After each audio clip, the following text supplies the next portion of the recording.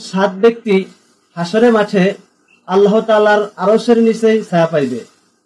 হুজুর আকরাম সাল্লাল্লাহু আলাইহি সাল্লাম ইরশাদ করিয়াছেন, যেই দিন আল্লাহর ছায়া ব্যতীত অন্য কোনো ছায়া হইবে না, সেই দিন আল্লাহ পাক সাত ব্যক্তিকে আপন রহমতের ছায়ার নিচেই আশ্রয় দান করিবেন। ১. ন্যায় পরায়ণ বাদশাহ। ২. সেই যুবক যে যৌবনে আল্লাহর ইবাদত করে। ৩.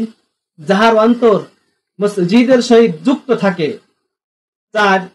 সেই দুই ব্যক্তি যাহারা একমাত্র আল্লাহর উদ্দেশ্যেই একে অপরকে ভালোবাসে এবং সেই জন্যই একত্রিত হয় ও সেই জন্যই পৃথক হয়। ৫. ওই ব্যক্তি যাহাকে কোনো সুন্দরী ভদ্র মহিলা অপকর্মের জন্য নিজের দিকে ডাকে, তখন সে বলিয়া দেয় যে আমি আল্লাহকে ভয় করি। ৬. যে ব্যক্তি এত গোপনে সাজদা করে যে তাহার দ্বিতীয় হাতও উহা টের পায় না। ৭. যে ব্যক্তি নীরবে বসিয়া আল্লাহর জিকির করে ও তাহার চক্ষু হইতে অশ্রু প্রবাহিত হয়। বুখারী ও মুসলিম শরীফের হাদিস।